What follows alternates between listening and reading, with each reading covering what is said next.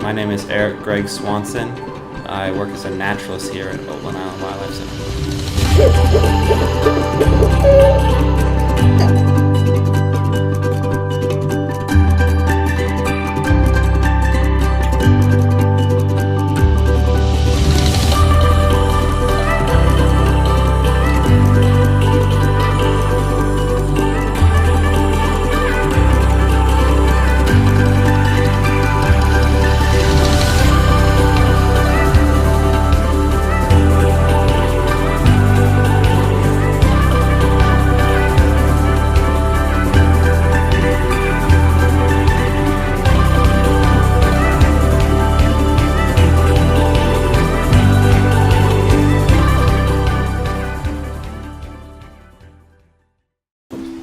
So he was born in captivity, like I said, and he was actually being trained to be in a show in Myrtle Beach, South Carolina, to be in movies, to be in TV, and also to be in a show that had direct contact with humans, with the idea being that he could be this really amazing, awesome animal that people would be paying money to touch or paying money to see on a screen.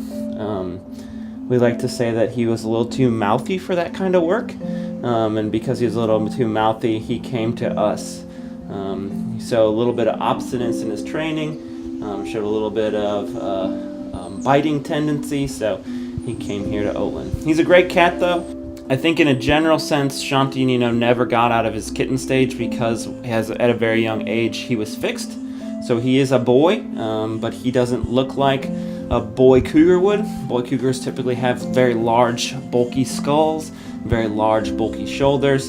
He has kind of a really tiny head for his kind of bigger body. So because of that, you can kind of obviously tell that he's not a wild-born cougar and that he was a captive-born cougar that was kind of coming from very interesting circumstances.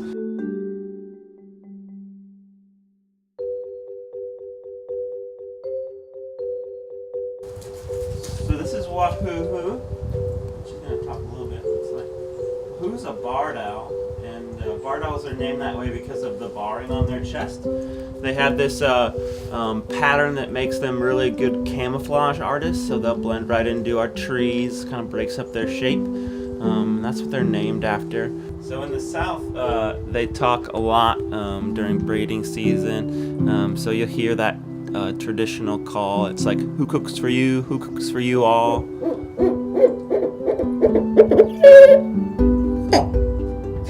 She has a little bit of a wonky call. She was an imprinted bird, so she wasn't raised in the wild. She was actually found as a baby by a well-meaning fisherman, and they were hoping to help her out and raise her up, and that was actually a really bad thing to do because they didn't raise her up like mama owl raises a baby owl. They raised her up like a human raises a baby human, and so Wahoo thinks she's a human.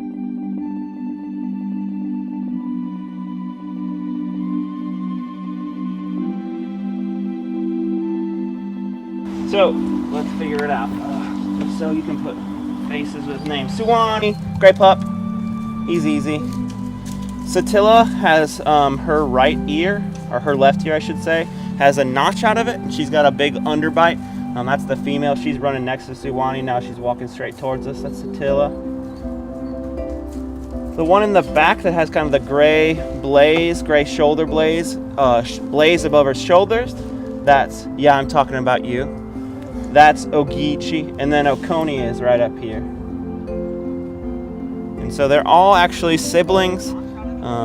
They have basically the three males and the one female.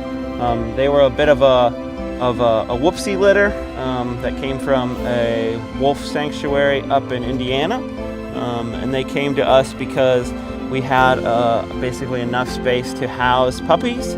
And then as we kind of transitioned away from our old pack, which was dying of old age, we got these guys in. So they're our new pack, but they're all siblings, so that makes the kind of the power structure a little interesting. We don't like to use the alpha kind of dog, alpha wolf kind of designation. We like to say they're kind of all serve different roles.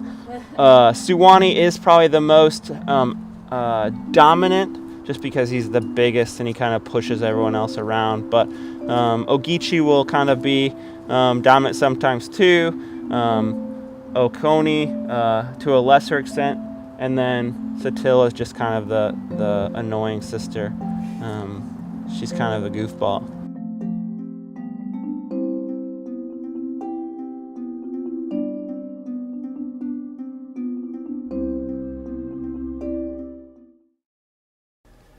Newsweek's Darius Johnson is live on Oatland Island for us, where there are reports of several downed trees there. Yes, and Darius, you've been on the scene for quite some time now. What is the situation right now? Well, I want to clarify, those 25 people who are inside right now, they are safe, but they are inside of the educational center. However, you can see crews, they are trying to get inside just to get them out of that center. They tell me that there are 40 to 50 trees. That is what's taking them so long. These trees are so massive that they cannot plow through them with a typical chainsaw. They need more crews. Right now, they are sending in public works so they can try to clear this area. They are saying that it will take hours for them to be able to get those people from the educational center, to be able to get them out and then get them home. On 7/27 in the afternoon, around 3 o'clock, we had a major storm hit, which included a tornado that was deemed an EF1. That EF1 tornado kind of cut a swath through kind of the heart of Oatland, hitting a bunch of different enclosures, including the wolf, the bobcat, and the deer enclosure, as well as damaging some of our aviaries where we house our birds. So it caused quite a bit of damage and quite a bit of trees down. We did have some visitors on site, and the main road was blocked, so the county thankfully came in and helped facilitate getting those people off site. We had emergency service here as well to help facilitate that. And then ever since that date, we've just been working on getting the animals safe, housing the animals temporarily as their enclosures are rebuilt, removing trees, getting the trails walkable again, and basically trying to get back to normal.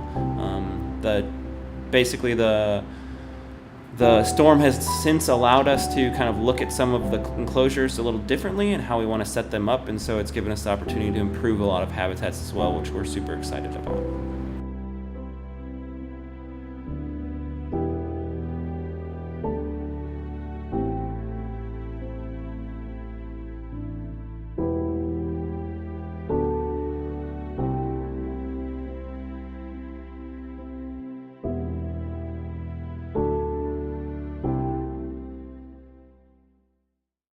Probably the most evident thing that we've seen since the storm is just the amount of community support we have there. Everyone in the community loves Oatland, and from little girls throwing their birthday parties and not asking for presents and giving donations to Oatland, to big huge events, giving the proceeds from ticket sales directly back to us. We've had a ton of community support.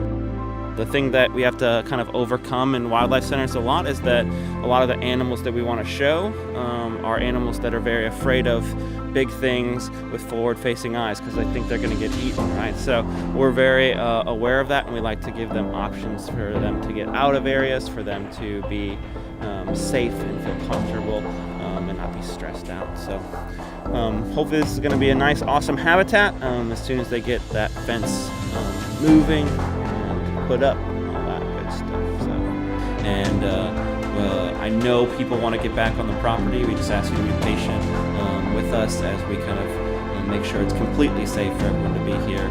With the amount of damage that happened, we just want to make sure that nothing else would happen to an individual if they came on our property, and so it's completely safe.